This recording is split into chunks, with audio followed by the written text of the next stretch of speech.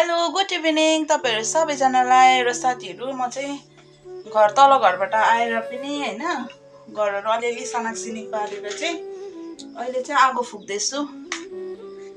साथीहरु म तपाईहरुलाई एउटा कुरा शेयर गर्न मन लाग्यो। यो के भएको म त हैन माइत घर बस्नै सक्दिन त हौ। जान्छु बस्छु हैन बेसी भनेको 2 दिन हो। त्यहाँदेखिको चाहिँ तन मन धन मेरो सबै यही हुन्छ हो। के गर्नु हुँदैछ होला के गर्नु भयो होला पुरा सोचाइहरु आउँछ। बस्नु सक्दिन साथीहरु।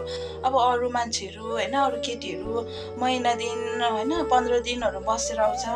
म पनि बस्छु भनेर सोच्छु हैन तर बस्नु सक्दिन। पहिला मेरो हस्बन्ड हुनु हुँदाखेरि पनि त्यस्तै थियो। त्यस्तै हुन्थ्यो मलाई अब बस्नै मन लाग्थेन हैन 1 दिन 2 दिन बस्यो भने घर आउनु मन लागिहाल्ने हो। अब बेसी त्यही घरको सुर्ता हुने। अन्त अहिले पनि अब मेरो हस्बन्ड हुनु हुँदैन तर नि त्यस्तै मन रहेछ के साथीहरु। आफ्नो माइत घर किन बस्नु मन नलागेको बस्नु मन लाग्दैन रहेछ। बिहे गरेर आइसकेपछि चाहिँ अब यता आफ्नो बुढाको घरै प्यारो हुँदैछ। चाहे बुढा होस् चाहे नहोस् हैन आफ्नो बुढाको घरै प्यारो हुँदैछ साथीहरु।